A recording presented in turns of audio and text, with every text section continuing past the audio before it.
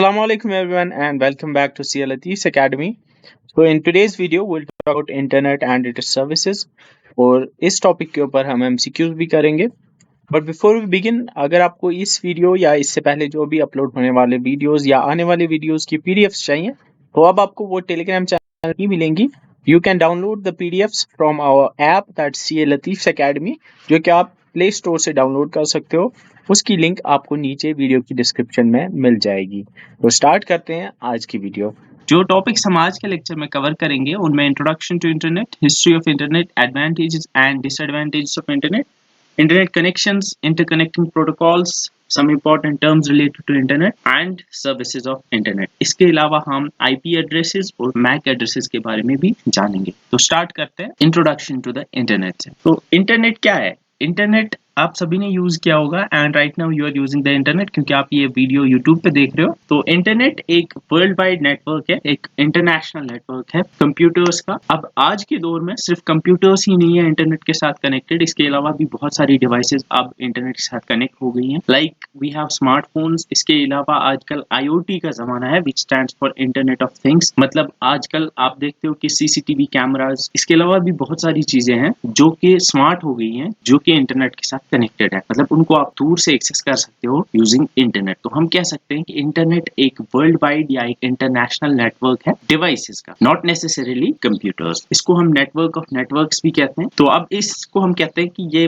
Private और public networks का एक बहुत बड़ा नेटवर्क है. अब प्राइवेट और पब्लिक नेटवर्क्स का मतलब ये है कि अब आप बोलोगे कि मैं इंटरनेट को यूज कर रहा हूँ, I am a part of internet, आप सब इंटरनेट को यूज कर रहे हैं, हम तो नेटवर्क नहीं है, हम तो इंडिविजुअल यूजर्स हैं. लेकिन इसमें इंटरनेट में बहुत सारे छोटे छोटे नेटवर्क्स हैं. लाइक आप अभी यूट्यूब पे वीडियो देख रहे हो तो यूट्यूब की ये वीडियो जो है ये यूट्यूब के सर्वर पे है कहीं पे. अब यूट्यूब का सर्वर कोई एक कंप्यूटर नहीं है, उनके बहुत सारे कंप्यूटर्स हैं जो कनेक्टेड है. तो वो एक छोटा सब नेटवर्क हो गया. तो वो नेटवर्क ऐसी बहुत सारे गूगल के नेटवर्क्स हैं, ऐसी फेसबुक के नेटवर्क्स हैं. तो ऐसी दुनिया भर में बहुत सारे नेटवर्क्स मिल के और हम इंडिविजुअल यूजर्स को मिला के ये पूरा इंटरनेट बनता है. तो इंटरनेट की अगर हम बात करें तो इंटरनेट ऐसे तो इसका कोई ओनर नहीं है, लेकिन कुछ एजेंसीज हैं like internet assigned numbers authority जो कि गवर्न करती है. लाइक जो प्रोटोकॉल्स इनमें यूज होते हैं, कौन कौन से प्रोटोकॉल्स यूज होंगे इंटरनेट में, या लाइक IP एड्रेसेस जो होते हैं उनको मैनेज करना, ये काम जो है ये एक अथॉरिटी या ये एक एजेंसी करती है जिसका नाम है इंटरनेट असाइंड नंबर्स अथॉरिटी. लेकिन एज इट इज लाइक कोई ऐसी अथॉरिटी नहीं है जो कि कभी भी ये इंटरनेट को बंद कर सकती है, कभी भी इंटरनेट को स्टार्ट कर सकती है. इनको बस कुछ अथॉरिटी है.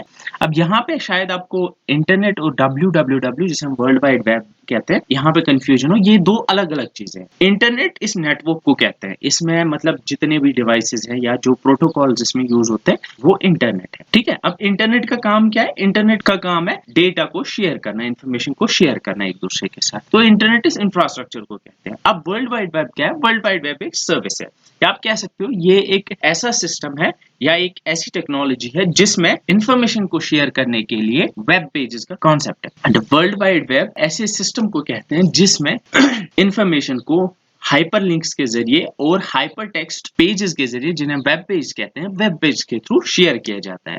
www जो है ये 90s में आया, लेकिन उससे पहले भी इंटरनेट था. लेकिन आज जब आप इंटरनेट को एक्सेस करते हो, आप कैसे करते हो? आप इंटरनेट पे इंफॉर्मेशन कैसे शेयर की जाती है? आप वेब पेजेस पे जाते हो, आप एक वेबसाइट खोलते हो, वहां पे आपके सामने एक वेब पेज आता है, फिर उस पे आपको लिंक्स मिलती है, आप उन लिंक्स पे क्लिक करते हो, आप दूसरे वेब पेज पे जाते हो. ये लिंक्स पे क्लिक करना और वेब पेजेस का कॉन्सेप्ट ये www ने दिया था. इससे पहले www से भी पहले इंटरनेट था, लेकिन उसमें इस टाइप का कॉन्सेप्ट नहीं था. तो आई गेस डिफरेंस समझ आ गया होगा. Now will see the history of internet. अब हम देखेंगे कि इंटरनेट ओवर द इयर्स ये कैसे बना और आज का इंटरनेट कैसे शेप हुआ. तो इंटरनेट की अगर हम बात करें तो ये अराउंड 1960s, लेट 1960s में स्टार्ट हुआ. यूनिवर्सिटी ऑफ कैलिफोर्निया जो लॉस एंजलिस में है एंड यूनिवर्सिटी ऑफ यूटा, ये दो यूनिवर्सिटीज है अमेरिका में. डिपार्टमेंट ऑफ डिफेंस, USA का डिपार्टमेंट ऑफ डिफेंस जो था, उनका एक प्रोजेक्ट था जिसका नाम था ARPANET, which stands for Advanced Research Projects Agency Network. इस प्रोजेक्ट का मकसद था कि हम दो यूनिवर्सिटीज को और डिपार्टमेंट ऑफ डिफेंस जो है इनको कनेक्ट कर पाए. मतलब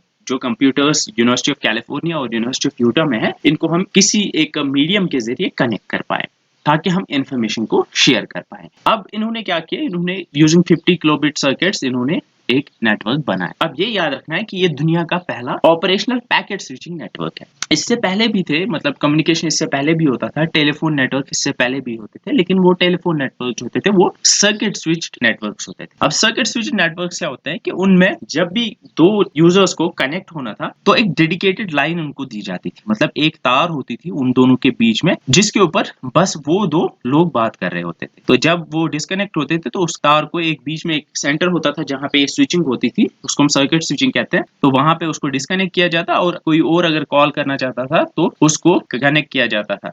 तो हम कह सकते हैं कि जो सर्किट स्विचिंग थी उसमें डेडिकेटेड लाइंस होती थी, डेडिकेटेड वायर्स होती थी, एक वायर के ऊपर बस दो यूजर्स बात करते थे। अब पैकेट स्विचिंग में ये है कि पैकेट स्विचिंग में डेटा जो है इसको पहले डिवाइड किया जाता है पैकेट्स। तो पैकेट क्या होता है, पैकेट आप मान सकते हो फॉर एग्जांपल एक डेटा है वो 100 केबी का है, उसको एक एक केबी या 10-10 केबी के 10 पैकेट्स में डिवाइड किया जाता था, वो सेंडर की साइड पे होता है। और फिर वो पैकेट जो है वो उनके साथ जो डेस्टिनेशन है, मतलब जहां तक उसको जाना, उसका एड्रेस अटैच किया जाता है। तो जब अटैच होता था उसके साथ एड्रेस, तो वो पैकेट जो है वो कहीं से भी जा सकते थे, उनको एक डेडिकेटेड लाइन की जरूरत नहीं पड़ती, क्योंकि वो कहीं से भी जाते थे। वो जब जिस भी कंप्यूटर के पास पहुंचते थे वो कंप्यूटर चेक करता था कि ये एड्रेस मेरा है या नहीं, क्योंकि उस पर डेस्टिनेशन एड्रेस होता था। अगर उसका एड्रेस डेस्टिनेशन एड्रेस में होता था उसको एक्सेप्ट करता था, अगर नहीं होता था वो डिस्कार्ड कर देता था। तो हम कह सकते हैं कि पैकेट स्विचिंग नेटवर्क में डेडिकेटेड लाइन की जरूरत नहीं पड़ती है, डेटा को पैकेट्स में डिवाइड किया जाता है और हर एक पैकेट के एड्रेस अटैच किया जाता है। तो आई गेस डिफरेंस समझ आ गया होगा।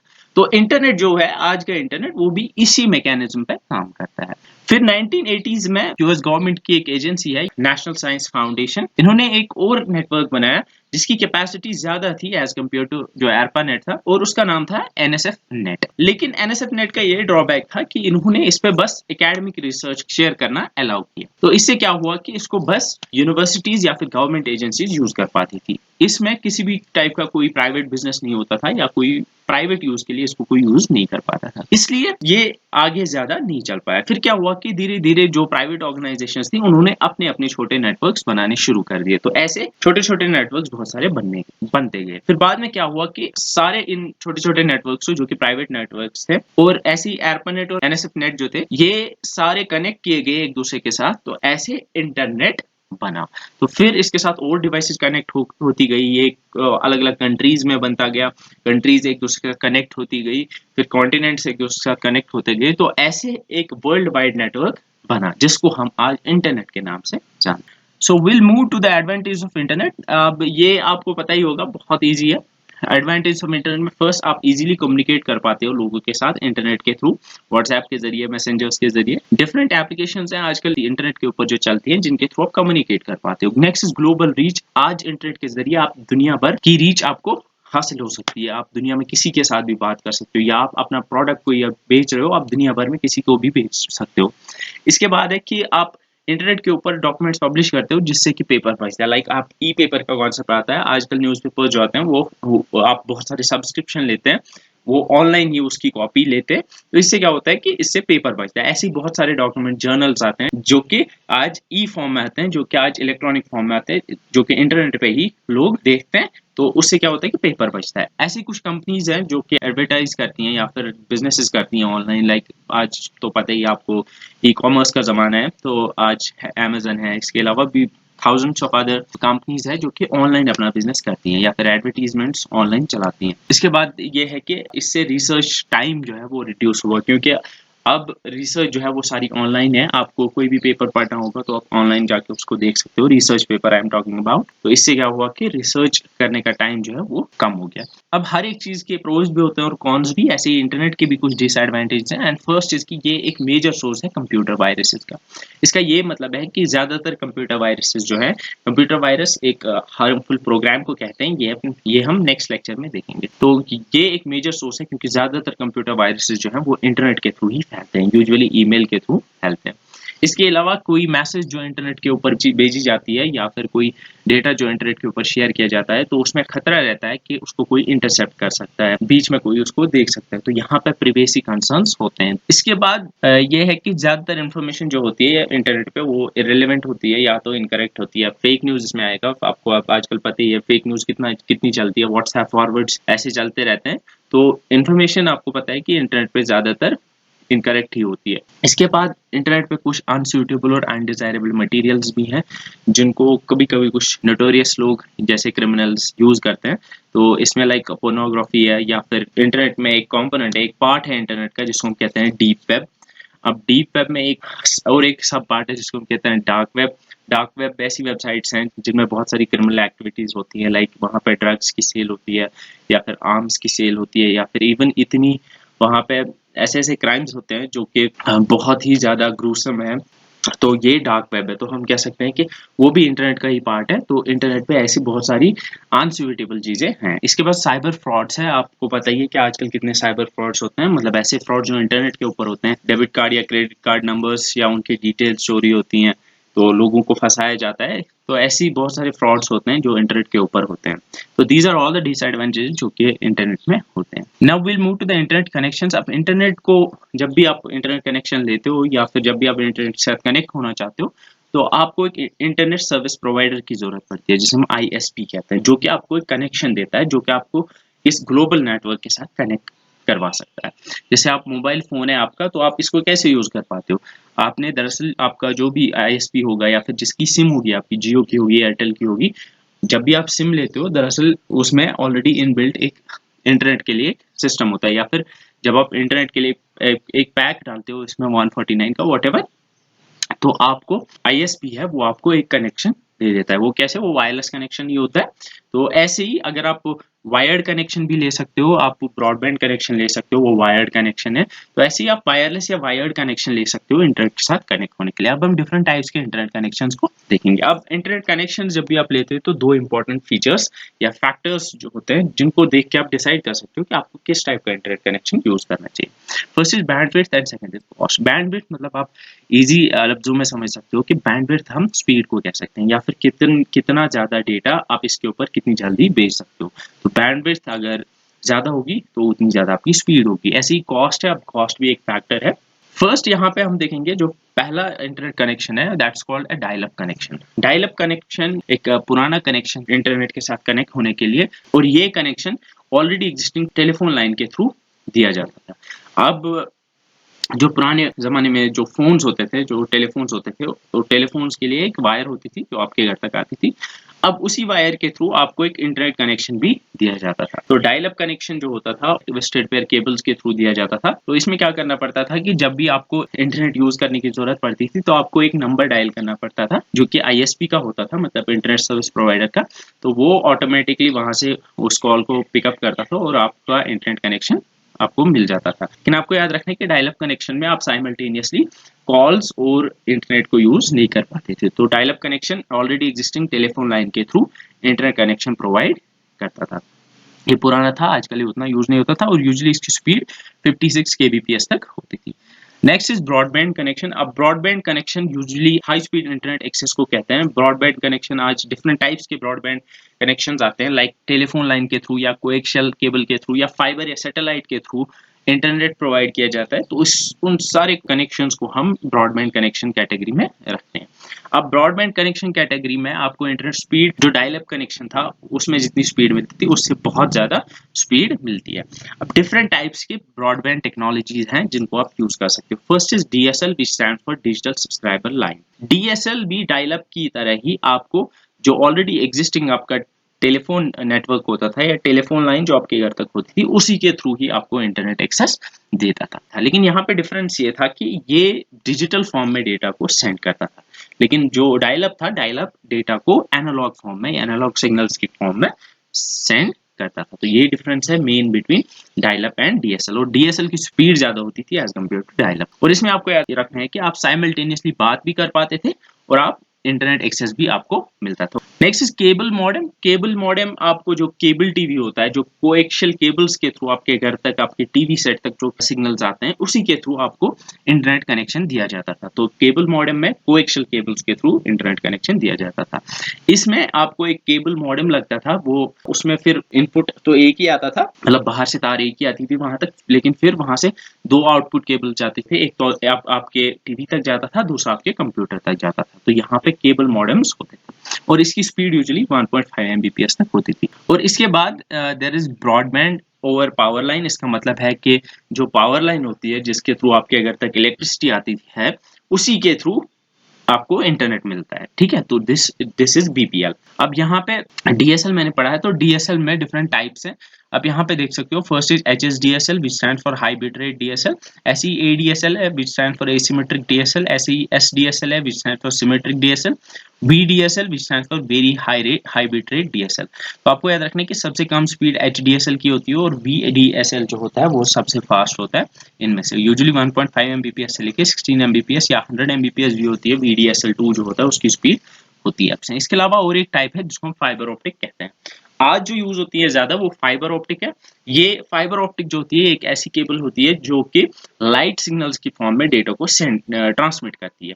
तो पहले जो इलेक्ट्रिकल सिग्नल्स होते हैं उनको कन्वर्ट किया जाता है इसमें लाइट में, और वो लाइट जो है वो प्रोपेगेट होती है इसी फाइबर के थ्रू। इस फाइबर में छोटे छोटे फाइबर्स होते हैं, जितना ह्यूमन हेयर होता है, जितना आपका बाल होता है ऑलमोस्ट उतना ही होता है, उसमें छोटे छोटे बहुत सारे फाइबर्स होते हैं, उन्हीं के थ्रू डेटा जो है वो ट्रांसमिट होता है। और इसकी स्पीड आपको याद रखनी है वो डीएसएल या केबल मॉडेम से बहुत ज्यादा तेज होती है।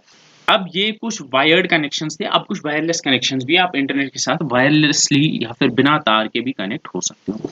तो उसके लिए डिफरेंट हमारे पास कनेक्शंस हैं, लाइक तो ऐसे कनेक्शन, तो वायरलेस कनेक्शंस में आपको मॉडेम्स या फिर केबल्स की जरूरत यूजुअली नहीं पड़ती।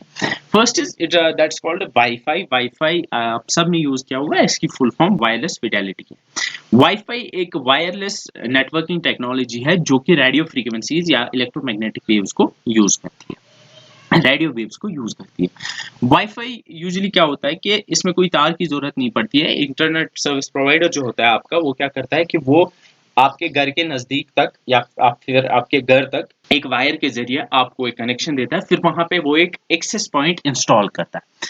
एक्सेस पॉइंट जिसको शायद आप राउटर भी कहते होंगे, तो वो एक आपके घर पे रख देता है, तो उसके साथ तार लगती है, फिर वो एक्सेस पॉइंट जो है वो फिर वायरलेसली उसके साथ आप कनेक्ट हो सकते हो वाईफाई के साथ, वाईफाई के थ्रू। तो फिर उसके साथ आप कनेक्ट हो सकते हो और इंटरनेट को यूज कर सकते हो, आप घर में कहीं भी मूव कर सकते हो। और यूजुअली इसकी रेंज जो होती है वो अराउंड 30 मीटर जो कि 100 फीट के अराउंड होती है। तो 100 फीट उस एक्सेस पॉइंट के आसपास आप घूम सकते हो और आप इंटरनेट को यूज कर सकते हो। तो ये ज्यादातर यूज होता है रेस्टोरेंट्स में, एयरपोर्ट्स पे या फिर होटल्स में, इस तरह का वायरलेस कनेक्शन यूज होता है। तो इसमें आपको इंटरनेट के साथ कनेक्ट करने के लिए अपने डिवाइस को किसी वायर के साथ कनेक्ट नहीं करना पड़ता। Next is that's called WiMAX which stands for world wide interoperability for microwave access. ये एक नई वायरलेस टेक्नोलॉजी है। इसमें क्या होता है कि वाईफाई जो था, वाईफाई की रेंज मैंने आपको बताई कि 100 फुट की है या 100 फीट की है, लेकिन WiMAX की जो रेंज है वो अराउंड 50 किलोमीटर्स की है। इसमें क्या होता है कि एक बहुत बड़ा टावर इंस्टॉल किया जाता है और वो टावर जो है वो सिग्नल ट्रांसमिट करता है। जैसे आपका मोबाइल फोन है, आपके मोबाइल फोन को इंटरनेट एक्सेस करने के लिए कोई वायर की जरूरत नहीं होती है, आप एक टावर के रेंज में होने चाहिए, आप इंटरनेट एक्सेस कर सकते हो। ऐसे ही अब आप अपने कंप्यूटर से ऐसे ही चला सकते हो, जैसे आप फोन से चलाते हो बिल्कुल वैसे चला सकते हो with in the range of 50 kilometres. एक वाईमैक्स टावर के अराउंड अगर आप होंगे तो आप इंटरनेट एक्सेस कर सकते हो। तो it's a part of 4th generation wireless communication, 4G का ही एक पार्ट है, आप मान सकते हो। एंड ये अभी उतना यहाँ यूज नहीं होता है, लेकिन आगे में भी आ जाए। इसके बाद है mobile wireless broadband service. Mobile wireless broadband service आपने यूज की होगी।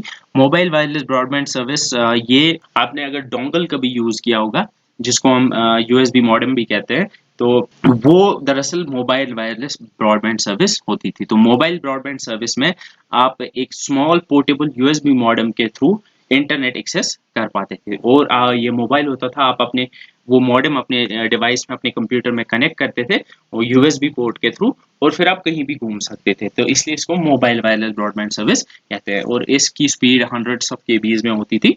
तो ये हो गया mobile wireless broadband service. Next is interconnecting protocols. अब प्रोटोकॉल क्या होता है? प्रोटोकॉल एक सेट ऑफ रूल्स होता है। अब हमें रूल की जरूरत क्यों पड़ती है? जब भी हम इंटरनेट यूज करते हैं तो इंटरनेट को यूज करने के लिए किसी रूल की जरूरत क्यों पड़ती है? फॉर एग्जाम्पल, इंटरनेट जो है, इंटरनेट के साथ बहुत सारी डिवाइसेस कनेक्टेड है, वो डिफरेंट टाइप्स की डिवाइसेस है, उनका मे बी अलग अलग ऑपरेटिंग सिस्टम्स हैं, अलग अलग आर्किटेक्चर्स हैं। तो इन डिफरेंट डिवाइसेस को कनेक्ट करने के लिए कॉमन प्रोटोकॉल्स की जरूरत पड़ती है। फॉर एग्जाम्पल, जब हम बात करते हैं तो ये जरूरी है कि हम दोनों एक ही लैंग्वेज में बात करें, तभी जाके हम दोनों को एक दूसरे की बात समझ आएगी।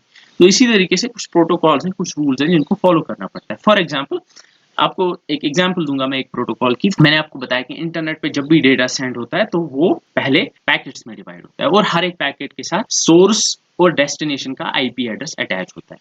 ठीक है, अब यहाँ पे पैकेट तो बनाया मैंने, ठीक है, अब मेरे कंप्यूटर ने पैकेट बनाया। पैकेट बनाने के बाद इसने क्या किया कि सोर्स आईपी एड्रेस को पहले लगाया और डेस्टिनेशन आईपी एड्रेस को पैकेट के लास्ट में लगाया।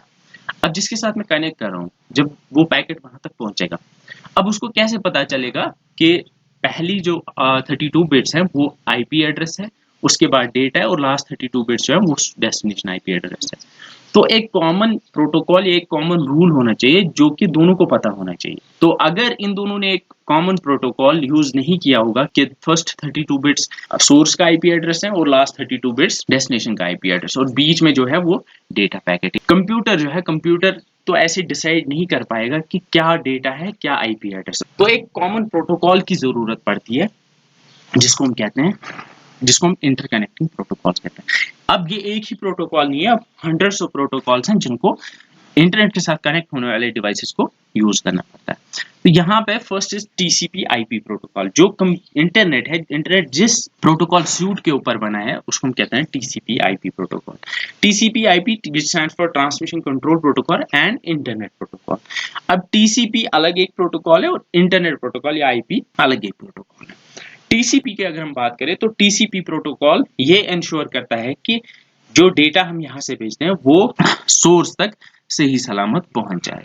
अब इस प्रोटोकॉल में ये होता है कि एक रूल ये है इसमें कि जब भी डेटा यहाँ से जाता है तो जो रिसीवर होता है जब वो उस पैकेट को रिसीव करता है तो उसके लिए वो एक एक्नॉलेजमेंट भेजता है, एक छोटी मैसेज भेजता है कि हाँ ये पैकेट मैंने रिसीव किया।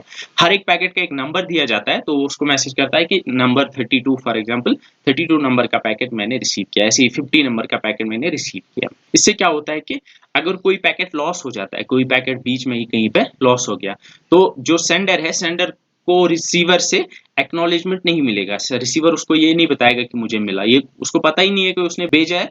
तो सेंडर जो है वो वेट करेगा उस टाइम पे और उसको समझ आएगा कि पैकेट जो है वो कहीं पे लॉस हुआ है क्योंकि रिसीवर ने मुझे एक्नॉलेजमेंट नहीं भेजी। तो इससे जो कनेक्शन है वो रिलायबल हो जाता है और ट्रांसपोर्ट ऑफ डेटा जो है वो प्रॉपरली रिसीवर तक पहुंचता है। इसके अलावा भी इसमें बहुत सारे रूल्स हैं, तो लेकिन ये इससे आपको समझ आएगा। तो टीसीपी में आपको याद रखना है कि रिलायबल ट्रांसपोर्ट सर्विस है, इससे डेटा जो है वो सेंडर से रिसीवर तक प्रॉपरली पहुंचता है। Next is IP which stands for internet protocol. Internet protocol में जिन रूल्स की बात करते हैं तो इसमें ये रूल है कि हर एक पैकेट के साथ सोर्स और डेस्टिनेशन का आईपी एड्रेस होना चाहिए। तो जब भी कोई पैकेट कोई सेंडर भेजेगा या इंटरनेट के साथ जब भी कोई डिवाइस कनेक्ट होती है तो उस डिवाइस में ये सारे प्रोटोकॉल जो हैं ये उसमें सेव्ड होते हैं। तो आईपी प्रोटोकॉल जिसमें होगा उसको पता होगा कि पैकेट जब भी मैं भेजूंगा उस पैकेट के साथ पहले मैं अटैच करूंगा सोर्स एड्रेस और डेस्टिनेशन एड्रेस। तो यहाँ पे आप देख सकते हो ऐसा कुछ पैकेट होता है आईपी प्रोटोकॉल में, या फिर जब भी इंटरनेट के ऊपर डेटा जाता है तो ये तो डेटा होता है लेकिन पैकेट के साथ और भी बहुत सारी चीजें अटैच होती हैं, लाइक सोर्स आईपी एड्रेस होता है, डेस्टिनेशन आईपी एड्रेस होता है, या फिर किस टाइप का आईपी वर्जन यूज हो रहा है उसके लिए भी एक कोड होता है। इसके साथ लेंथ कितनी है, मतलब कितना बड़ा आपका पैकेट है वो यहाँ पे होता है। तो जब भी कोई पैकेट जाता है तो उसका फॉर्मेट ऐसा होता है। तो ये एक कॉमन फॉर्मेट है, ये एक कॉमन रूल है जो एक हर एक इंटरनेट के साथ कनेक्ट होने वाली डिवाइस को फॉलो करना पड़ता है। अब इसके अलावा कुछ प्रोटोकॉल्स हैं like FTP which stand for file transfer protocol. अब फाइल्स को अगर ट्रांसफर करना होगा इंटरनेट के ऊपर तो उसके लिए FTP या फाइल ट्रांसफर प्रोटोकॉल्स का यूज किया जाता है। अब डिफरेंट टाइप के फाइल ट्रांसफर प्रोटोकॉल्स है like there is FileZilla, there is Casablanca, there is GFTP और देयर इज कॉन्करर। इसके बाद है HTTP which stand for hypertext transfer protocol. जो इंटरनेट के ऊपर मैसेज हम भेजते हैं उन मैसेज को किस तरह से फॉर्मेट किया जाएगा, उनकी फॉर्मेटिंग कैसे की जाएगी वो डिफाइन करता है HTTP। या फिर जो आपके वेब पेज हैं वो वेब पेज कैसे होते हैं वो भी डिफाइन करता है कौन, HTTP प्रोटोकॉल ही डिफाइन। इसके बाद है telnet protocol. Telnet protocol remote access के लिए, मतलब अगर आप चाहते हो कि आप रिमोटली कहीं दूर कहीं पे कोई सिस्टम है कंप्यूटर और आप यहाँ से उसको एक्सेस करना चाहते हो, यहाँ से उसको चलाना चाहते हो,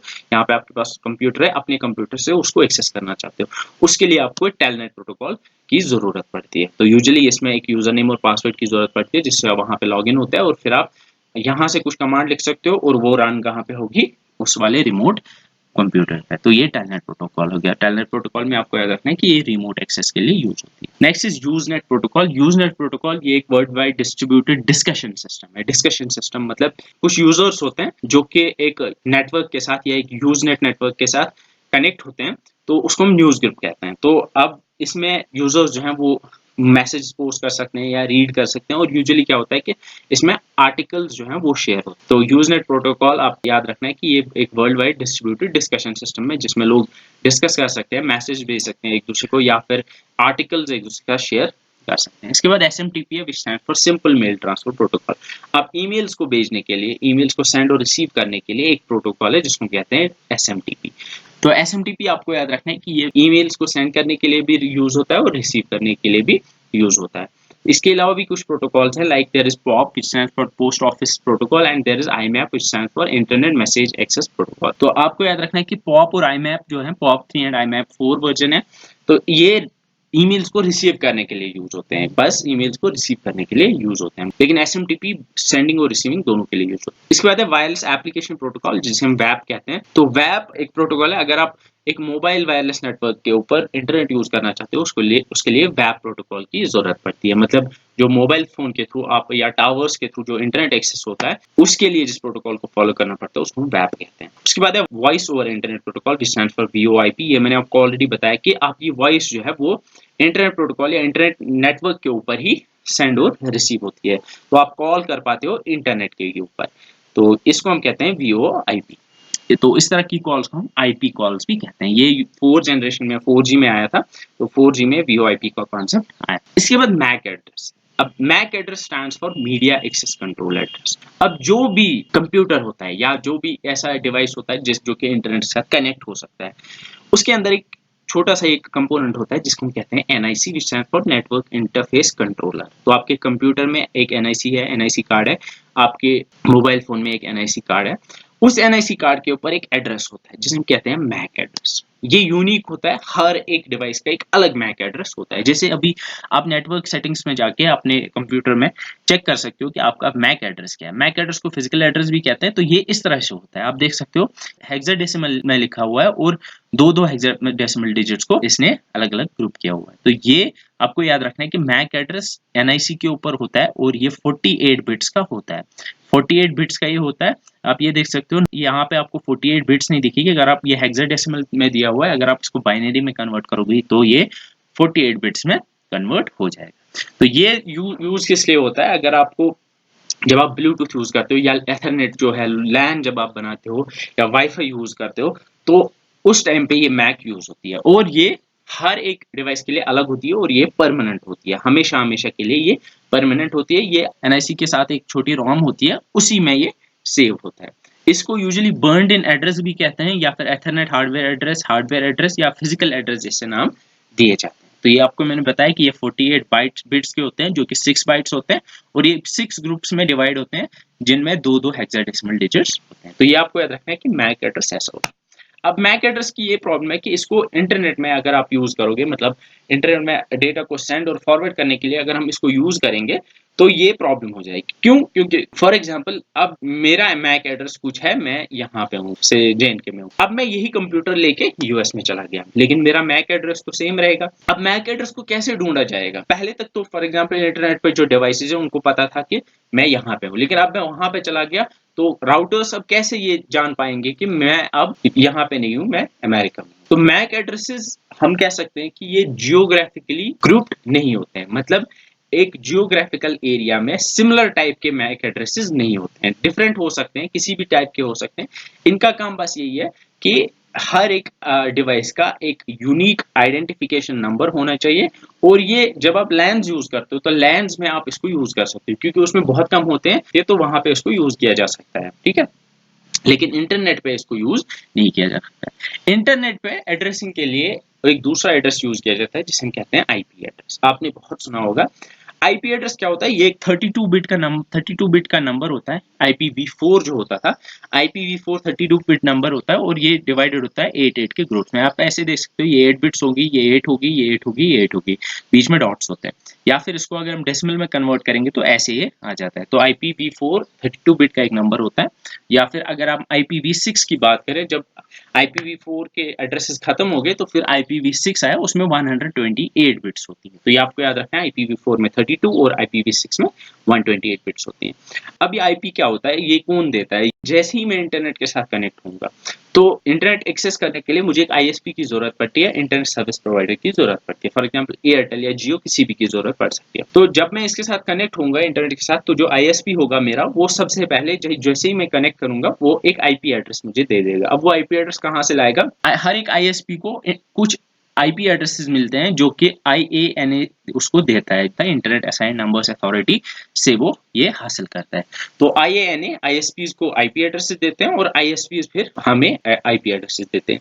अब आईपी एड्रेसेस का ये फायदा है कि फॉर एग्जांपल मेरा कुछ आईपी एड्रेस है, अब जो मेरे आसपास लोग होंगे उनके आईपी एड्रेस ऑलमोस्ट मेरे जैसे ही होंगे। तो हम कह सकते हैं कि आईपी एड्रेसेस जियोग्राफिकली ऑर्डर्ड या ग्रुप्ड होते हैं। तो इससे क्या होता है कि फॉर एग्जांपल जब इंटरनेट के ऊपर डेटा को सेंड करना होता है, तो जो राउटर्स होते हैं उन राउटर्स को पता होता है कि इस टाइप के एड्रेसेस किस जियोग्राफिकल लोकेशन में, इस टाइप के एड्रेसेस किस जियोग्राफिकल लोकेशन में। तो इससे क्या होता है कि जो पैकेट्स की राउटिंग होती है, जो पैकेट्स को डिफरेंट कंप्यूटर्स तक पहुंचाना होता है, डेटा को सेंड करना होता है, वो आसान हो जाता है। ये पॉसिबल होता है सिर्फ आईपी एड्रेस के साथ, मैक एड्रेस के साथ ये पॉसिबल नहीं हो पाता है। अब कुछ इंपॉर्टेंट टर्म्स को देखते हैं related to internet. First is world wide web. ये मैंने आपको ऑलरेडी बताया, ये एक इंफॉर्मेशन सिस्टम है जो कि इंटरनेट के ऊपर है, जिसके थ्रू डॉक्यूमेंट्स को, जिन्हें हम, या फिर वेब रिसोर्सेज को URL, जिसे हम कहते हैं यूनिफॉर्म रिसोर्स लोकेटर्स के थ्रू और हाइपरलिंक्स और लिंक्स के थ्रू शेयर किया जा सकता है। ये कॉन्सेप्ट दिया था, ये टिम बर्नर्स-ली ने दिया था। टिम बर्नर्स-ली, इन्होंने www को कॉन्सेप्ट दिया। इन्होंने बोला कि इंटरनेट के ऊपर हमें जब भी मतलब डेटा को सेंड करना होगा, रिसीव करना होगा, तो हम क्या करेंगे, हम URLs को यूज करेंगे, विच stand for uniform resource locators. मतलब जो आप जैसे www.google.com लिखते हो तो ये एक URL होगी। तो जब इन्होंने बोला कि जब भी इंटरनेट पे किसी भी सिस्टम के साथ कनेक्ट होना होगा तो आप URL लिखोगे। अब जब आप URL लिख के उसके सिस्टम के साथ कनेक्ट होगे तो फिर उस इंटरनेट, उस सिस्टम पे डेटा जो है वो किस फॉर्म में वो सेंड करेगा। तो उसने बोला कि वेब पेज हम बनाएंगे, हाइपर टेक्स्ट पेजेस, डॉक्यूमेंट्स बनाएंगे। हाइपर टेक्स्ट डॉक्यूमेंट मतलब ऐसे डॉक्यूमेंट्स जिनमें लिंक्स होंगी। मतलब जब वेब पेज आप खोलते हो, कोई भी वेब पेज, तो उसमें आप देखते हो कि लिंक्स होती हैं। तो उन्होंने बोला कि इस तरह के हम पेजेस बनाएंगे, वेब पेजेस बनाएंगे, इन्हीं के थ्रू हम इन्फॉर्मेशन शेयर करेंगे। तो ये www में आता है। इसके बाद वेब पेज है। वेब पेज आपको पता है कि वेब पेज हम एक ऐसे डॉक्यूमेंट को कहते हैं जिसमें हाइपर टेक्स्ट होता है, जिसे हम कहते हैं कि एक ऐसा डॉक्यूमेंट जिसमें टेक्स्ट भी होता है, मल्टीमीडिया भी होता है, इमेजेस होती हैं, वीडियोस होती है और इसके अलावा कुछ लिंक्स होती हैं। ठीक है, तो इसको हम कहते हैं वेब पेज। तो इंटरनेट के ऊपर जो डेटा सेंड किया जाता है, शेयर किया जाता है, या फिर इंटरनेट के साथ जब हम इंटरनेट को एक्सेस करने के लिए हमें वेब पेज के थ्रू हम उनको एक्सेस कर पाते हैं। अब वेब पेज बनाने के लिए हम HTML लैंग्वेज का यूज करते हैं, stands for hypertext markup language. आप यहाँ पे देख सकते हो, ये एक वेब पेज है। ठीक है, वेब पेज आपने देखो, एक वेबसाइट का एक वेब पेज है।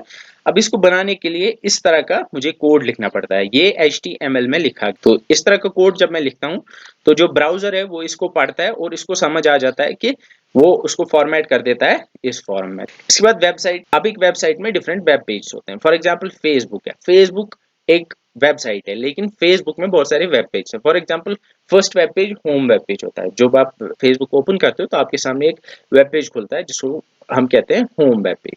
अब आप ऊपर आइकन एक होता है जो कि हाइपरलिंक होती है, फ्रेंड्स। उस फ्रेंड्स पे आप क्लिक करते हो तो आप पहुंच जाते हो दूसरे वेब पेज पे, जहां पे आपके सारे फ्रेंड्स आ जाते हैं। तो ऐसे ही हर एक वेबसाइट के अंदर डिफरेंट वेब पेज हो। अब वेबसाइट को आइडेंटिफाई करने के लिए एक URL होती है या फिर डोमेन होता है।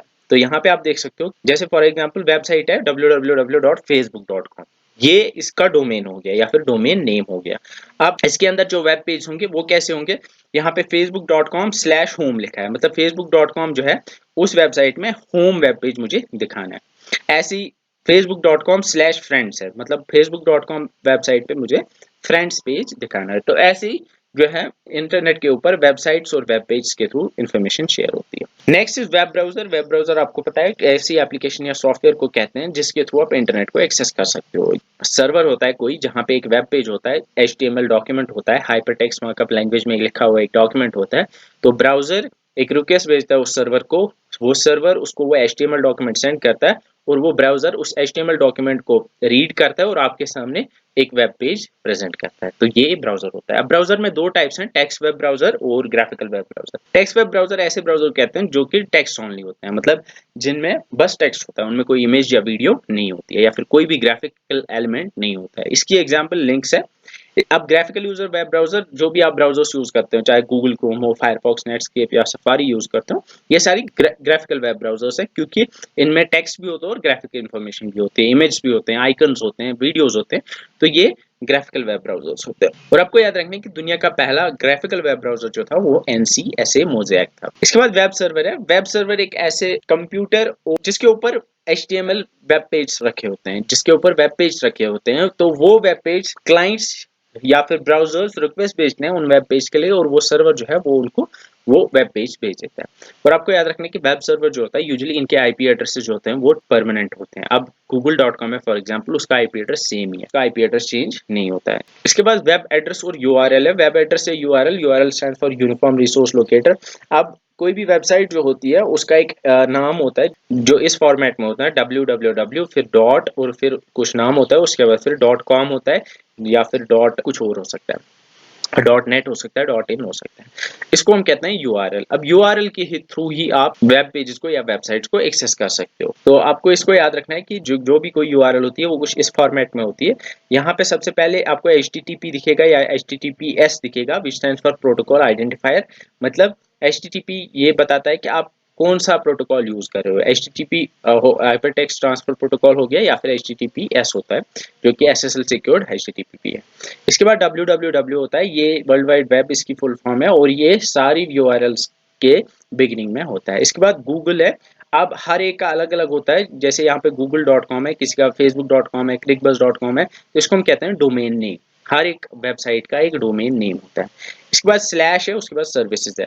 अब ये मैंने आपको बताया कि ये वेब पेज जो होते हैं ये किसी सर्वर पे होते हैं और अलग अलग फोल्डर्स में ये वेब पेजेस होते हैं। फॉर एग्जांपल यहाँ पे वहाँ पे एक डायरेक्टरी है जिसका नाम है सर्विसेज। उस सर्विसेज के अंदर एक HTML वेब पेज है जो कि index.htm के नाम से सेव है। तो ये वेब पेज जो है ये सर्विसेज फोल्डर के अंदर है। तो इस तरह से ये URL जो है ये फॉर्मेटेड होती है। इसके बाद डोमेन नेम है। ये मैंने आपको ऑलरेडी बताया कि कंप्यूटर्स को, सर्वर्स को या फिर वेबसाइट्स को एक्सेस करने के लिए, उनको आइडेंटिफाई करने के लिए एक नाम की जरूरत पड़ती है जिसको हम डोमेन नेम कहते हैं। फॉर एग्जांपल google.com है, yahoo.com है, clickbuzz.com है। तो ये एग्जांपल्स हैं डोमेन नेम। अब डोमेन नेम में क्या होता है कि लास्ट में जो सफिक्स होता है वो यूजुअली डॉट के बाद कोई एक एक्सटेंशन लगता है। अब डिफरेंट टाइप के एक्सटेंशन हो सकते हैं, लाइक इन्फो हो सकता है, कॉम, गव, .edu, mil, .net, .org। तो ये अलग अलग ऑर्गेनाइजेशंस के लिए अलग अलग एक्सटेंशंस होते हैं। इसके अलावा आप .in, .au या फिर .pk भी हो सकता है। ये आइडेंटिफाई करता है अलग अलग कंट्रीज के लिए कि ये किस कंट्री की वेबसाइट है। तो इस तरह से डोमेन नेम जो है वो फॉर्मेटेड होते हैं। अब डोमेन नेम सिस्टम है। डोमेन नेम सिस्टम एक ऐसे सिस्टम या सर्वर को कहते हैं, ऐसे कंप्यूटर को कहते हैं जिसके ऊपर डिफरेंट डोमेन नेम्स, मतलब डिफरेंट वेबसाइट्स के IP एड्रेसेस होते हैं। अब फॉर एग्जांपल आपके ब्राउजर ने google.com लिखा। अब google.com तो लिखा उसने, लेकिन google.com क्या है? ये कोई सर्वर है, ये कंप्यूटर है जो कि कहीं पे है, जो कि इंटरनेट के साथ कनेक्टेड है, और उसका तो कुछ IP एड्रेस होगा। उस कंप्यूटर को आइडेंटिफाई करने के लिए, किसी भी कंप्यूटर को आइडेंटिफाई करने के लिए IP एड्रेस की जरूरत पड़ती है, लेकिन google.com तो IP एड्रेस नहीं है। google.com एक डोमेन नेम है या URL है। तो इस URL का क्या IP एड्रेस है ये सेव होता है डोमेन नेम सिस्टम में, ठीक है। तो जब भी आप google.com लिखते हो, आपका ब्राउजर डोमेन नेम सिस्टम को मैसेज सेंड करता है कि google.com का मुझे IP एड्रेस चाहिए। डोमेन नेम सिस्टम वापस उसको IP एड्रेस करता है google.com का, तो DNS डोमेन नेम्स को ट्रांसलेट करता है टू IP एड्रेसेस। इसके बाद ब्लॉग्स है। ब्लॉग एक वेबसाइट या वेब पेज को कहते हैं जिस पे लोग यूजुअली अपना ओपिनियन या फिर अपनी information on regular basis share करते हैं। तो ब्लॉग्स आपने देखा होगा, ब्लॉग्स की डिफरेंट ब्लॉग साइट्स हैं, लाइक ब्लॉगर है, वर्डप्रेस है, टम्बलर है। तो इन पे आप अपना ब्लॉग साइट अपनी बना सकते हो, उस पे आप पोस्ट डाल सकते हो, कुछ भी आप लिख सकते हो, तो लोग वहां पे आप आके उसको पढ़ सकते हैं। इसके बाद न्यूज ग्रुप्स है। इसको ऑलरेडी मैंने आपको बताया जब मैंने यूज नेट पढ़ा है। तो न्यूज ग्रुप क्या होता है? एक यूजुअली एक कंप्यूटर नेटवर्क होता है इंटरनेट के ऊपर जो कि डिस्कशन के लिए होता है, किसी एक टॉपिक के ऊपर डिस्कशन करते हैं, उसको हम न्यूज ग्रुप कहते हैं। अब ऑनलाइन डिस्कशन ग्रुप्स जो होते हैं उनमें इंटरेक्शन होती है थ्रू BBS। BBS की फुल फॉर्म है बुलेटिन बोर्ड सिस्टम्स, और चैट सेशंस के थ्रू वो एक दूसरे के साथ डिस्कस कर सकते हैं। उसके बाद सर्च इंजन है। सर्च इंजन एक ऐसे सॉफ्टवेयर या फिर एप्लीकेशन को कहते हैं जो कि वेब सर्च करता है। मतलब सर्च इंजन में आप कोई एक क्वेरी लिखते हो, कुछ टेक्स्ट लिखते हो, वो सर्च इंजन क्या काम करता है कि वो उस क्वेरी को लेता है या फिर उस टेक्स्ट को लेता है और पूरे इंटरनेट में जितने भी वेबसाइट है उन पे जाके सर्च मारता है कि ये कहाँ कहाँ पे है और आपके सामने वो प्रेजेंट कर देता है कि यहाँ यहाँ पे इस वेबसाइट पे मुझे इसके रिलेटेड ये सारी चीजें मिली हैं। इसकी एग्जांपल में google.com है या डक है। डक गो भी एक सर्च इंजन है, इसको भी आप गूगल की तरह यूज कर सकते हो। और ये जो जिनको प्राइवेसी कंसर्न्स होते हैं, जिनको लगता है कि गूगल हमें ट्रैक करता है या जो भी हम सर्च करते हैं उसको सेव रखता है, डक गो जो है ये उन कंसर्न्स को ओवरकम करता है। ये कोई भी आपकी ट्रैकिंग नहीं करता है या इसको आप यूज कर सकते हो अगर आप प्राइवेसी कंसर्न हो। तो ऐसे ही अल्टा विस्टा है, याहू है, पहले यूज होता था, एक साइट है, वेब क्रॉलर, हॉटबॉट जैसे कुछ सर्च इंजन है। इसके बाद इंट्रानेट है। इंट्रानेट एक प्राइवेट नेटवर्क को कहते हैं जो कि यूजुअली एक ऑर्गेनाइजेशन के अंदर होता है। जो ऑर्गेनाइजेशन में जितने भी कंप्यूटर्स है उनमें इंफॉर्मेशन शेयरिंग हो सकती है। तो आप मान सकते हो कि इंट्रानेट एक प्राइवेट नेटवर्क होता है जिसमें इंफॉर्मेशन शेयरिंग होती है। अब ये कोई बाहर से कोई बंदा जो है वो उसको एक्सेस नहीं कर सकता, क्योंकि जो लोग अंदर उस नेटवर्क में होंगे बस वही लोग उसको एक्सेस कर सकते हैं, वो एक दूसरे के साथ इंफॉर्मेशन शेयर कर सकते हैं। इसके बाद एक्स्ट्रा नेट है। एक्स्ट्रा नेट आप मान सकते हो कि ये भी एक प्राइवेट नेटवर्क ही है, लेकिन ये इंटरनेट के ऊपर होता है। ये आईपी प्रोटोकॉल को यूज करता है। इसके बाद पॉडकास्ट है। पॉडकास्ट यूजुअली एक एपिसोडिक सीरीज होती है डिजिटल ऑडियो फाइल्स की। पॉडकास्ट आपने सुने होंगे मे बी स्पॉटिफाई पे। इसके बाद HTML है, which stands for hypertext markup language. ये मैंने आपको ऑलरेडी बताया कि वेब पेज को बनाने के लिए HTML यूज होता है। तो इसमें मार्कअप्स यूज होते हैं। मार्कअप्स ऐसे एंगुलर ब्रैकेट्स होते हैं। तो वेब ब्राउजर जो होता है वो इन HTML डॉक्यूमेंट्स को देखता है, उनको इंटरप्रेट करता है और फिर आपके सामने एक वेब पेज प्रेजेंट करता है अकॉर्डिंग जैसे HTML में अंदर उसके मार्कअप्स जिस तरह से होंगे उसी तरह से आपके सामने ये प्रेजेंट करेगा। इसके बाद RTF है, रिच टेक्स्ट फॉर्मेटिंग। ये अगर आपको ईमेल भेजनी होगी तो आप अपनी ईमेल की फॉर्मेटिंग कर सकते हो। फॉर एग्जांपल आप फॉन्ट चेंज कर सकते हो, साइज बढ़ा सकते हो, बोल्ड कर सकते हो, इटैलिक कर सकते हो, तो उसको हम कहते हैं रिच टेक्स्ट फॉर्मेटिंग। इसके बाद कुकी है। कुकी एक छोटी मैसेज होती है जो कि सर्वर जो है वो सेंड कर देता है और वो आपके ब्राउजर में सेव रहती है। फिर जब आप फिर से कभी कुछ टाइम के बाद उस वेबसाइट पे जाते हो, जो सर्वर है वो पहले आपसे कुकी मांगता है। अब आपके ब्राउजर में उसकी कुकी सेव होती है। वो कुकी जो है वो ब्राउजर आपका सेंड कर देता है उस सर्वर को। उस सर्वर को समझ आ जाता है कि हाँ ये वो बंदा है, तो वो उस हिसाब से आपके सामने कंटेंट प्रेजेंट करता है।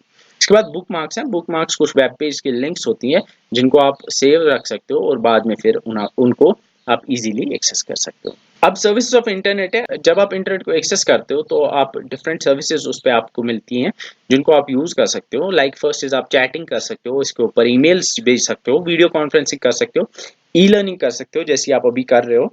तो आप इलेक्ट्रॉनिक लर्निंग कर सकते हो या ई बैंकिंग कर सकते हो। आप यूज की होगी आपने, ई शॉपिंग कर सकते हो जिसे जैसे आप अमेजोन पे जाके या फ्लिपकार्ट पे जाके कर सकते हो। ई रिजर्वेशन मतलब आप टिकट्स बुक कर सकते हो, रिजर्वेशंस बुक कर सकते हो अपने इंटरनेट के ऊपर। Social networking like Facebook etcetera. E commerce, इसमें आप ई कॉमर्स कर सकते हो, मतलब आप इंटरनेट के ऊपर चीजें बेच सकते हो। And m commerce stands for mobile commerce, मतलब आप मोबाइल डिवाइसेस के ऊपर आप बिजनेस कर सकते हो ओवर द इंटरनेट। तो ये सारी सर्विसेज आपको इंटरनेट प्रोवाइड करता है। So with this we come to an end to the theory part. Now we'll do MCQs on this topic. Start करते हैं कुछ प्रीवियस ईयर पेपर्स में पूछे जाने वाले क्वेश्चन से, starting with the question asked in panchayat accountant paper. तो the question is what is FTP in data communication. हमें एफटीपी की फुल फॉर्म बतानी है। तो एफटीपी एक प्रोटोकॉल है जिसकी full form file transfer protocol होती है, जो कि इंटरनेट के ऊपर फाइल्स को शेयर करने के लिए या फाइल्स को ट्रांसफर करने के लिए यूज होता है। सो एफटीपी की full form file transfer protocol होती है। So option number 3 is the correct option. Next is what does HTTP stand for. HTTP again और एक प्रोटोकॉल है, हमें उसकी फुल फॉर्म बतानी है। तो HTTP हमने पढ़ा था, it stands for hypertext transfer protocol, जो कि हाइपरटेक्स्ट डॉक्यूमेंट्स यानी वेब पेजेस को इंटरनेट के ऊपर ट्रांसफर करने के लिए यूज होता है। So HTTP stands for hypertext transfer protocol. So option number 2 is the correct option. Next is what does IMAP stand for with respect to emailing. IMAP की full form बतानी है। अगेन ये और एक प्रोटोकॉल है जो कि ईमेल्स को सेंड और रिसीव करने के लिए यूज होता है। तो हमें IMAP की फुल फॉर्म बतानी है। ये क्वेश्चन आप देख सकते हो, इसमें कुछ ऑप्शंस दिए हुए थे, like first is intranet message access protocol. So IMAP की full form internet message access protocol होती है, लेकिन फर्स्ट ऑप्शन जो था वो इंट्रानेट था। तो यहाँ पे एक माइन्यूट सा डिफरेंस है, there is a difference of this A. तो यहाँ पे ऑप्शन 3 जो है internet message access protocol is the correct option. Next is which of the following is the cheap, secure, and easiest way of storing high volume of digital data and can be accessed from anywhere using the internet। आपको बताना है कि अगर आप चाहते हो कि आप अपना डेटा एक डिजिटल फॉर्म में कहीं पे स्टोर करो ताकि आप कहीं से भी उसको फिर इंटरनेट के ऊपर इंटरनेट के थ्रू एक्सेस कर पाओ, उसके लिए आप क्या करोगे? आप डेटा को physical record as physical record save करोगे। इसका मतलब है आप डेटा की एक हार्ड कॉपी बनाओगे, फाइल बनाओगे, उसको सेव रखोगे कहीं पर। ये तो करेक्ट ऑप्शन नहीं है क्योंकि आप इंटरनेट के थ्रू फिर एक्सेस नहीं कर पाओगे। Second is store data in cloud. ये करेक्ट ऑप्शन है क्योंकि क्लाउड का मतलब है आपने बहुत सारी क्लाउड स्टोरेज प्लेटफॉर्म्स यूज किए होंगे, like may be Google drive आपके पास होगी जिसमें आपने कुछ डेटा रखा होगा, या ड्रॉप बॉक्स है, आई क्लाउड है, वन ड्राइव है। ये कुछ क्लाउड स्टोरेज प्लेटफॉर्म्स हैं जिनको हम यूज कर सकते हैं। तो क्लाउड स्टोरेज क्या होती है? दरअसल ये कुछ कंपनीज होती हैं जिनके सर्वर्स होते हैं, इनके पास बहुत स्टोरेज होती है। तो ये क्या करते हैं कि आपको सर्विस देते हैं कि लाइक आप इस पे अपना अकाउंट बना सकते हो, फिर आप अपना डेटा जो है उनके सर्वर्स पे सेव कर सकते हो, फिर आप कहीं पे भी दुनिया में होंगे आप इंटरनेट के थ्रू उस डेटा को एक्सेस कर सकते हो। तो ये सिक्योर भी होता है और चीप भी होता है। सिक्योर होता है क्योंकि आपको लॉग इन करना पड़ता है अपने डेटा को एक्सेस करने के लिए। सो यहाँ पे store data in cloud is the correct option. So option 2 is the correct option. Next is world wide web is based on www। किस पे बेस्ड है, किस मॉडल पे बेस्ड है? सो यहाँ पे client server model, pair to pair, 3 tier and multi tier model दिए हुए हैं। तो वर्ल्ड वाइड वेब मैंने आपको ऑलरेडी बताया, ये एक ऐसा सिस्टम है जिसमें इंटरनेट के ऊपर डेटा को वेब पेजेस के थ्रू शेयर किया जाता है। तो यहाँ पे आपने देखा होगा जब भी आप कोई वेबसाइट एक्सेस करते हो तो आप क्या करते हो, आपका ब्राउजर एक रिक्वेस्ट भेजता है सर्वर को और सर्वर जो है वो वेब पेज आपके ब्राउजर को दे देता है। तो यहाँ पे एक क्लाइंट होता है और एक सर्वर होता है। सो वी कैन से कि जो www है वो क्लाइंट सर्वर मॉडल पे बेस्ड है। So option 1 is the correct option. Next is IETF stand for. अब IETF जैसे हमने पढ़ा था कि इंटरनेट को मैनेज करने के लिए कुछ ऑर्गेनाइजेशंस हैं, लाइक देयर इज IANA, उसके साथ और एक ऑर्गेनाइजेशन है जो ये दोनों कोलैबोरेशन में काम करती है, लाइक IP एड्रेसेस को मैनेज करना, DNS को मैनेज करना। तो ये सारी चीजें मैनेज करने के लिए कुछ ऑर्गेनाइजेशंस है। ऐसे ही एक ऑर्गेनाइजेशन है दैट्स IETF। तो हमें IETF की फुल फॉर्म बतानी है, तो आपको याद रखना है कि IETF की full form internet engineering task force होती है। सो IETF stand for internet engineering task force. So option number 4 is the correct option. It's not 2, it's option number 4, internet engineering task force. Next is which protocol is response for searching URLs on the web. जब भी आप internet के ऊपर कोई URL लिखते हो तो उस URL को एक्सेस करने के लिए, उस URL के थ्रू उस सर्वर तक पहुंचने के लिए आप कौन सा प्रोटोकॉल जो है वो यूज होता है।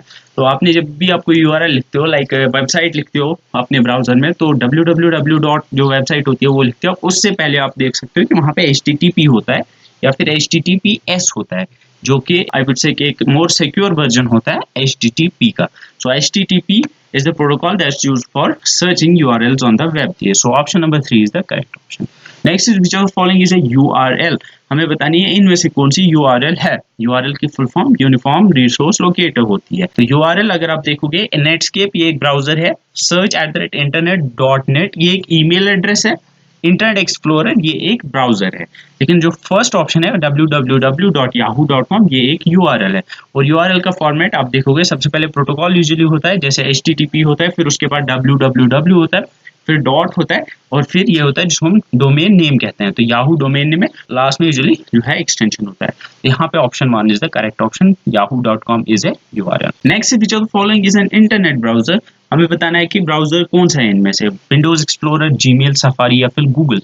विंडोज एक्सप्लोरर ये फाइल मैनेजर है, माइक्रोसॉफ्ट विंडोज ऑपरेटिंग सिस्टम में होता है।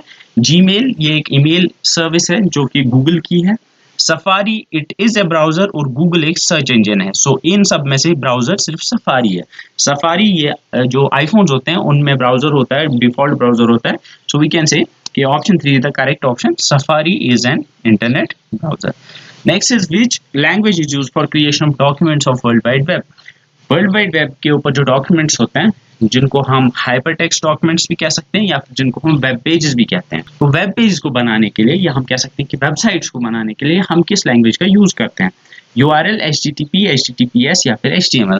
तो ये आपको ऑलरेडी पढ़ा है मैंने कि जो लैंग्वेज हम वर्ल्ड वाइड वेब के ऊपर जो वेबसाइट्स होती हैं, वेब पेज होते हैं, उनको बनाने के लिए यूज करते हैं, वो HTML होती है, which stands for hypertext markup language. So option number 4 is the correct option. HTML used for creating documents of World Wide Web, or we can say HTML is the language that's used for creating web pages. Option 4 is the correct option. अब कुछ और MCQs पे आते हैं, starting with question number 1. The internet is a large network of networks, a global network, a system that uses TCP/IP protocol suite, or all of the above. Internet क्या है? First option is a large network of networks. हाँ, ये correct है. Internet बहुत सारे networks है, एक बहुत बड़ा नेटवर्क है. Second is a global network. ये भी करेक्ट है. इंटरनेट एक ग्लोबल नेटवर्क है, पूरी दुनिया में फैला हुआ है. Third is a system that uses TCP/IP protocol suit. ये भी करेक्ट है, क्योंकि आपको याद रखना है कि जो इंटरनेट है, जिस प्रोटोकॉल सूट को ये यूज करता है वो TCP/IP है. सो यहाँ पे तीनों ऑप्शंस करेक्ट है. So we can say option number 4 is the correct option. That is all of the above. Next is which of the following is not a broadband connection. इनमें से कौन सा broadband connection नहीं है? DSL, BPL, cable modem या SSL. DSL की full form digital subscribers line होती है. BPL इसकी फुल फॉर्म ब्रॉडबैंड और पावर लाइन होती है. केबल मॉडेम ये भी एक ब्रॉडबैंड कनेक्शन है. ये तीनों जो है ये वायर्ड ब्रॉडबैंड कनेक्शन है. लेकिन SSL ये कोई ब्रॉडबैंड कनेक्शन नहीं है. ये सिक्योर्ड सॉकेट लेयर होता है. ये एक सिक्योरिटी प्रोटोकॉल है, ना कि कोई ब्रॉडबैंड कनेक्शन है. सो SSL is not a broadband connection. Next is a host on internet finds another host bye it's. जब भी कोई कंप्यूटर या होस्ट आप मान सकते हो, कोई कंप्यूटर जो इंटरनेट के ऊपर होता है, जब उसको किसी और कंप्यूटर के साथ जो कि इंटरनेट के ऊपर है उसके साथ कम्युनिकेट करना होता है, तो वो उसको किसके थ्रू सर्च करता है? पोस्टल एड्रेस, मैक, IP या फिर नेम. तो ये आप याद रखना है कि इंटरनेट के ऊपर जब भी दो डिवाइसेस कनेक्ट होती हैं, तो एक दूसरे के साथ जब वो कम्युनिकेट करती है, तो वो जिस एड्रेस के थ्रू एक दूसरे को फाइंड करते हैं वो IP एड्रेस होता है. तो ये आपको याद रखना है. IP address is used by host on the internet to find each other. So option number 3 is the correct option. That is IP address. Next is a stored link to a web page in order to have a quick and easy access to it later is called. जब आप कोई web page अपने browser में save करते हो ताकि आप बाद में उस वेब पेज को फिर से एक्सेस करना चाहो, आप जल्दी जल्दी उसको एक्सेस कर सकते हो, उसको हम क्या कहते हैं? WP लिंक, URL, बुकमार्क या फिर IP एड्रेस. बड़ा आसान सा क्वेश्चन है. जब भी आपको कोई वेबसाइट होती है जिसको आप चाहते हो कि आप बाद में एक्सेस करने की जरूरत पड़ सकती है, तो आप उसको सेव कर सकते हो, उस लिंक को सेव करते हो, तो उसको आप एज बुकमार्क से सेव करते हो. सो option number 3 bookmark is the correct option. Next is which of the following is most commonly used to identify return visitors to a website? Logged in users, digital certificates, electronic time stamping और cookies. इसका ये मतलब है कि कोई website होती है, जब उसको एक्सेस करते हो, फिर कुछ टाइम के बाद, कुछ दिनों के बाद अगर आप उसको फिर से उस वेबसाइट को एक्सेस करते हो, तो आपको आइडेंटिफाई करने के लिए वो वेबसाइट किस चीज़ का यूज़ करती है, या फिर जो रिटर्न यूजर्स जिनको हम कहते हैं, रिटर्न विजिटर्स जिनको हम कह सकते हैं, जो दोबारा उस वेबसाइट पे आ रहे हैं, उनको आइडेंटिफाई करने के लिए कौन सी चीज़ यूज़ होती है. तो वो पढ़ा है मैंने आपको, उसको हम कुकीज़ कहते हैं. ये क्या होते हैं? ये कुकीज़ दरअसल जब भी आप फर्स्ट टाइम किसी वेबसाइट को एक्सेस करते हो, तो वो वेबसाइट जो है वो कुकीज़ भेजती है. छोटा सा एक डेटा पैकेट होता है, वो आपके ब्राउज़र को भेजता है, और वो ब्राउज़र जो है वो उसको सेव रखता है. जब भी आप दोबारा उस वेबसाइट को विजिट करते हो, तो आपका ब्राउज़र वो कुकी जो है वो उसको वापस भेज देता है. तो वो वेबसाइट जब उन कुकीज़ को देखती है, तो उसको पता चल जाता है कि ये यूज़र कौन सा यूज़र है, ये कब आया था, तो उसके अकॉर्डिंग वो आपको आपके सामने जो है कंटेंट दिखाएगा. तो option 4 is the correct option. Cookies are used to identify return visitors. Next is which of the following will be used if a sender of email wants to bold, italicize, etc. the text message. अगर email में जो text आप डालते हो, अगर आप चाहते हो कि उसकी आप फॉर्मेटिंग करना चाहते हो, उसका जो टेक्स्ट है उसको बोल्ड करना चाहते हो या फिर इटैलिसाइज करना चाहते हो, तो हम उसको हम क्या कहते हैं? तो ये ऑलरेडी पढ़ा है मैंने, उसको हम रिच टेक्स्ट फॉर्मेटिंग कहते हैं, RTF. तो यहाँ पे ऑप्शन 2 जो है रिच टेक्स्ट दिया हुआ है, तो रिच टेक्स्ट हम उस टेक्स्ट को कहते हैं जिसकी फॉर्मेटिंग की गई हो, बोल्ड किया गया हो जिसको, या फिर इटैलिसाइज किया गया हो, या फिर जिसका कलर चेंज किया गया हो. तो ये सारी चीजें जो है वो रिच टेक्स्ट में आती है. तो option 2 is the correct option. Next is what is included in an email address. Email address में क्या होता है?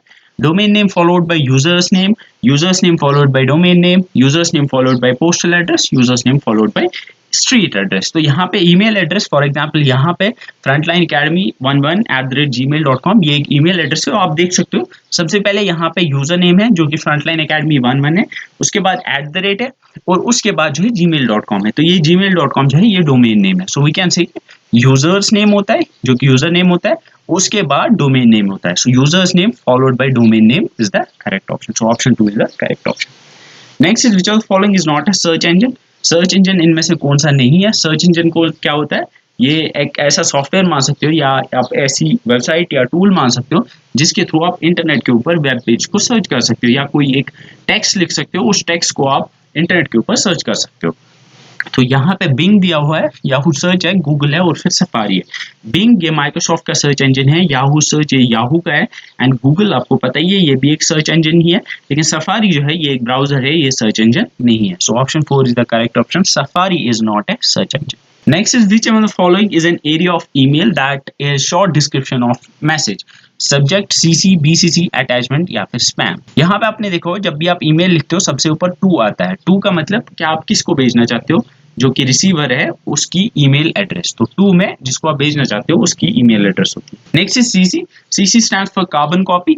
तो कार्बन कॉपी में भी आप किसी का ईमेल एड्रेस लिखते हो, तो जो ईमेल आप लिखोगे वो इसको भी जाएगी, जो जो टू में होगा, और जिसको कार्बन कॉपी में आप रखोगे उसको भी जाएगी। तो एग्जैक्टली आप मान सकते हो कि जो आप ईमेल लिखोगे उसी की कार्बन कॉपी जो है वो सीसी में जिसका आप एड्रेस रखोगे उसको भी जाएगी। उसके बाद बीसीसी है, BCC stand for blind carbon copy. Blind carbon copy में जिसका आप नाम लिखोगे उसको भी कार्बन कॉपी जाएगी, लेकिन वो ब्लाइंडली जाएगी। इसका मतलब है कि जिनको आप लिख रहे हो, जो टू में लिख रहे हो आप या सीसी में लिख रहे हो, उनको ये नहीं पता चलेगा कि बीसीसी में किस किस का ईमेल एड्रेस है। अगर आप सीसी में जिसका आप ईमेल एड्रेस लिख रहे हो, तो टू जिसको आप भेज रहे हो, जो टू में आप ईमेल एड्रेस लिखोगे वो देख पाता है कि आपने सीसी में किसको रखा है, लेकिन जिसका आप बीसीसी में ईमेल एड्रेस रखते हो वो सीसी में या फिर टू में लिखे गए ईमेल एड्रेसेस या ईमेल यूजर्स को नहीं दिखते। इसके नीचे आपको सब्जेक्ट दिखता है, सब्जेक्ट में एक छोटी सी डिस्क्रिप्शन लिखते हो कि आपकी ईमेल किसके रिगार्डिंग है। तो यहाँ पे ऑप्शन 1 जो है ये करेक्ट ऑप्शन है, जो मैसेज की डिस्क्रिप्शन है वो सब्जेक्ट में लिखी जाती है, और उसके नीचे आप देख सकते हो जो टेक्स्ट एरिया होता है जहाँ पे आप टेक्स्ट लिखते हो, अपना जो ईमेल है वो लिखते हो। और नीचे आप देख सकते हो यहाँ पे रिच टेक्स्ट फॉर्मेटिंग के लिए, आरटीएफ के लिए ऑप्शन है, लाइक आप अपने टेक्स्ट को बोल्ड कर सकते हो, इटैलिसाइज कर सकते हो, अंडरलाइन कर सकते हो, ये सारी चीजें कर सकते हो। इसके नीचे यहाँ पे एक क्लिप, पेपर क्लिप का आइकन है जो कि अटैचमेंट है। आप इस पर क्लिक करके कोई डॉक्यूमेंट, कोई फाइल जो है अपनी इस ईमेल के साथ अटैच कर सकते हो। सो यहाँ पे option 1 is the correct option, subject एक शॉर्ट डिस्क्रिप्शन होती है आपकी मैसेज की। Next is which of following domains is used by profit businesses. अब आपने देखा होगा कि डिफरेंट एक्सटेंशंस होते हैं, जो डोमेन नेम्स होते हैं उनमें जो सफिक्स लगता है वो डिफरेंट होते हैं, लाइक .com होता है, edu, mil, net। तो ये सारे डिफरेंट टाइप्स ऑफ आप मान सकते हो सफिक्स होते हैं जो यूआरएल्स में लगते हैं। तो यहाँ पे आपको बताना है कि जो प्रॉफिटेबल बिजनेस होते हैं उनका एक्सटेंशन क्या होता है। तो यहाँ पे .com is the correct option, edu ये एजुकेशनल होते हैं, ऐसे ही .mil ये मिलिट्री की वेबसाइट्स के लिए होता है। What is a URL? URL क्या होती है? A computer program software, a type of programming object, the address of a document or page on the World Wide Web, an acronym for unlimited resource learning. First, a computer software program, नहीं ये तो कोई software नहीं होता है। A type of programming object, नहीं ये भी नहीं है। An acronym for unlimited resource learning, क्या ये एब्रिविएशन है unlimited resource learning की? नहीं, ये भी करेक्ट नहीं है। So option 3 is the correct option, ये एक वेब पेज का आप एड्रेस मान सकते हो। So option 3 is the correct option. Next is a browser. Is a browser क्या होता है? ब्राउजर एक ऐसा सॉफ्टवेयर या फिर प्रोग्राम होता है जिसके थ्रू आप इंटरनेट के ऊपर जो वेब पेज होते हैं उनको देख सकते हो। सो option 2 is the correct. Next is IANA in networking stands for, again मैंने बताया था ऑलरेडी, IANA की फुल फॉर्म बतानी है। तो IANA stands for internet assign numbers authority. So option 1 is the correct option. Next is which of the following networks by federal government served as the starters of internet along with ARPANET? ARPANET के साथ कौन सा दूसरा network जो है ये internet को जब स्टार्ट हुआ था या फिर इंटरनेट जब पहली बार बना था, तो ये दो नेटवर्क जो थे ये मिलके और कुछ और स्मॉल नेटवर्क्स के साथ जुड़े थे और इंटरनेट बना था। तो हमें बताना है कि ये फेडरल गवर्नमेंट मतलब गवर्नमेंट का एक नेटवर्क था, हमें बताना है कि वो कौन सा था। NSF नेट था, US नेट था, IP नेट था या फिर TCP नेट था। और हमने पढ़ा था कि गवर्नमेंट ने इसके ऊपर बस एकेडमिक्स या फिर एकेडमिक्स से रिलेटेड जो एक्टिविटीज हैं उनको अलाउ किया था। तो NSF नेट ARPANET के साथ मिलके ये कंबाइन हो गए और कुछ जो प्राइवेट बिजनेसेस थे उनके जो नेटवर्क्स है वो मिलके जो है इंटरनेट पहली बार उन्हीं को मिला के बना था। So option 1 is the correct option. Next is which of following is an advantage of using the internet. Internet को यूज करने का एडवांटेज क्या है? Easy communication, global reach, fast communication, all of the above. आसान सा question है, all of the above is the correct option, क्योंकि ये तीनों एडवांटेज होते हैं इंटरनेट को यूज करने के। Next is which of the following internet connections provides internet connectivity through the already existing telephone lines? कौन सा इंटरनेट कनेक्शन इनमें से जो ऑलरेडी जो टेलीफोन लाइन आपके घर तक होती है उसी के थ्रू आता है। तो ऑलरेडी हमने पढ़ा था, जो फर्स्ट हमने पढ़ा था वो डायल अप पढ़ा था। तो मैंने बताया था कि डायल अप में जो टेलीफोन लाइन आप तक आपके घर तक आती है उसी के थ्रू आपको इंटरनेट कनेक्शन दिया जाता है। तो आप क्या करते हो, जब आपको इंटरनेट एक्सेस करना होता है आप कॉल करते हो एक नंबर पे जो कि आईएसपी का होता है और वो आपको कनेक्ट कर देता है इंटरनेट के साथ। So option 1 is the correct option, dial up. Next, which of the following internet connections provides internet connectivity through cable TV wires? कौन सा इंटरनेट कनेक्शन इनमें से केबल टीवी वायर्स के थ्रू आपके घर तक इंटरनेट पहुंचाता है? तो ये आपको मैंने बताया ये एक टाइप ऑफ ब्रॉडबैंड कनेक्शन है and it is called cable modem. So option 2 is the correct option. Next, which of the following broadband connectivity has highest bandwidth? हमें बताना है कि सबसे ज्यादा बैंडविड्थ किसकी होती है। बैंडविड्थ आप मान सकते हो जितनी ज्यादा बैंडविड्थ होगी उतनी स्पीड होगी ज्यादा। तो इन सब में से सबसे ज्यादा बैंडविड्थ या फिर स्पीड जो होती है वो ऑप्टिक फाइबर केबल की होती है, बिकॉज इसमें जो डेटा है वो लाइट की फॉर्म में ट्रांसमिट होता है और आपको पता है कि लाइट जो है वो सबसे फास्टेस्ट होती है। तो यहाँ पे option 4 is the correct option, optic fibre cable has the highest bandwidth among all. Next is WiMAX is an acromion for. WiMAX की फुल फॉर्म बतानी है हमें बताना है वाईमैक्स किसकी एब्रिविएशन है। तो ये आपको याद रखना है, वाईमैक्स एक वायरलेस ब्रॉडबैंड कनेक्शन है और इसकी full form world wide interoperability for microwave access होती है। तो WiMAX stands for world wave interoperability for microwave access. So option 2 is the correct. Next is mobile wireless broadband service can be accessed via. अगर आप mobile wireless broadband service use करना चाहते हो तो आप किसके थ्रू आप उसको एक्सेस कर सकते हो, वाईफाई, वाईमैक्स, डोंगल या डीएसएल। अगेन ये आपको मैंने पढ़ाया था कि मोबाइल वायरलेस सर्विस को एक्सेस करने के लिए आपको एक यूएसबी स्टिक की जरूरत पड़ती है जिसको हम यूजुअली डोंगल कहते हैं। तो dongle is the correct option. अगर आप मोबाइल वायरलेस ब्रॉडबैंड सर्विस को यूज करना चाहते हो तो आपको एक डोंगल की जरूरत पड़ती है। Next is which of the following protocols is responsible for reliable delivery of data packets for the internet?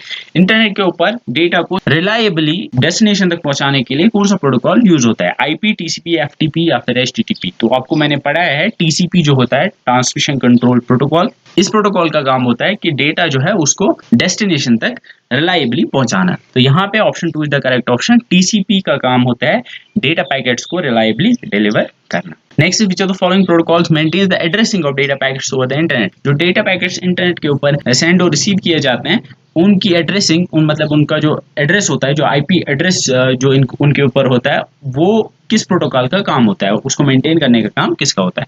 तो वो आपको ऑलरेडी बताया मैंने, वो आईपी प्रोटोकॉल का काम होता है। सो आईपी प्रोटोकॉल का काम होता है मेंटेन करना जो आईपी एड्रेस होता है डेटा पैकेट्स के ऊपर उसको। So option 1 is the correct option. Next is the size of IPv4। IPv4 मतलब आईपी एड्रेस जो है उसके दो वर्जन हैं, IPv4 और IPv6। तो हमें बताना है कि IPv4 का क्या साइज होता है। तो ये आपको याद रखना है, उसका साइज 32 बिट्स होता है जो कि 4 बाइट्स होती हैं और यूजुअली जो है वो 8 बिट्स को अलग अलग जो है डिवाइड किया जाता है। 8 बिट्स के बाद यूजुअली एक डॉट डाला जाता है। तो यहाँ पे 32 bits is the correct option. IPv4 का साइज 32 बिट्स होता है। Next is the size of MAC address. अब आपको मैंने ऑलरेडी बताया कि एक एड्रेस जो नेटवर्क इंटरफेस कार्ड होता है एनआईसी आपके कंप्यूटर में होता है या कोई भी डिवाइस जो कि इंटरनेट के साथ कनेक्ट होती है उसके ऊपर एक एनआईसी कार्ड होता है। उस एनआईसी कार्ड के साथ एक रोम होती है, उस रोम के ऊपर एक एड्रेस जो मैन्युफैक्चरर होता है उसने बर्न इन किया होता है, उस एड्रेस को हम मैक एड्रेस कहते हैं। अब हमें बताना है कि मैक एड्रेस का कितना साइज होता है। तो यहाँ पे ऑप्शंस हैं 32, 48, 64 या फिर 132 बिट्स। तो ये आपको याद रखना है कि मैक एड्रेस जो होता है उसका साइज 48 बिट्स होता है। So option number 2 is the correct option. 48 bits या आप मान सकते हो 6 bytes. Next is the full form of MAC. Again अब क्वेश्चन है कि मैक की फुल फॉर्म बतानी है। मैक की फुल फॉर्म होती है media access control. Media access control. So option number 1 is the correct option, media access control. Next is वैप इन नेटवर्किंग स्टैंड्स फॉर। वैप की फुल फॉर्म क्या होती है? WAP। ये ऐप ऑलरेडी मैंने आपको पढ़ा है, ये एक प्रोटोकॉल है जिसकी full form wireless application protocol होती है। ये प्रोटोकॉल जो मोबाइल के ऊपर आप अपने स्मार्टफोन के ऊपर इंटरनेट एक्सेस करते हो उसके लिए जो प्रोटोकॉल यूज होती है उसको हम वैप कहते हैं और वैप की full form wireless application protocol होती है। So option 2 is the correct. Next is VoIP is an acromion for. VoIP किसकी एब्रिविएशन है? VoIP आपको मैंने पढ़ा है, VoIP stands for voice over IP, जिसे हम वॉइस ओवर इंटरनेट प्रोटोकॉल भी कह सकते हैं। तो option 1 is the correct option. VoIP का मतलब होता है कि आपकी कॉल जो होती है, जब आप कॉल करते हो तो आपकी कॉल जो है मतलब आपकी वॉइस जो है वो भी इंटरनेट के ऊपर ही जाती है, या फिर आपकी कॉल इंटरनेट कॉल जिसे आप कह सकते हो। तो इंटरनेट कॉल करने के लिए जो प्रोटोकॉल यूज होता है उसको हम वीओआईपी कहते हैं। Next, which of the following is a valid IP वी4 एड्रेस। तो हमें एड्रेसेस दिए हुए हैं, हमें बताना है कि कौन सा इनमें से वैलिड आईपी वी4 एड्रेस है।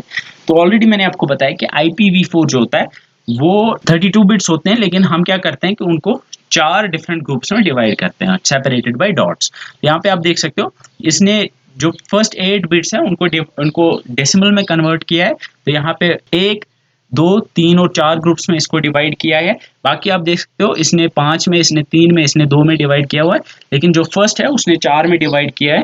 तो it is the correct option, क्योंकि जो IPv4 होता है उसमें जो एड्रेस होता है, एड्रेस को इन्होंने 4 ग्रुप्स में डिवाइड किया होता है, separated by dot. So option 1 is the correct option.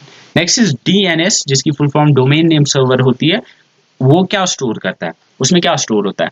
Domain names and their MAC addresses, domain names and their IP addresses, domain names and their country locations, domain names and their postal addresses. DNS क्या होता है? एक ऐसा system होता है जिसके ऊपर domain name होता है, मतलब जो वेबसाइट होती है लाइक www.google.com, ये होता है, हर एक वेबसाइट होती है। और उस वेबसाइट का क्या IP एड्रेस है, या फिर जो वेबसाइट जिस सर्वर के ऊपर है उस सर्वर का क्या IP एड्रेस है, वो स्टोर होता है। तो हर डोमेन नेम का क्या IP एड्रेस है, ये स्टोर होता है। So option 2 is the correct option. So that's it for this video. See you in next lecture, जिसमें हम कंप्यूटर सिक्योरिटी के बारे में बात करेंगे। See you in that lecture. Till then, bye bye.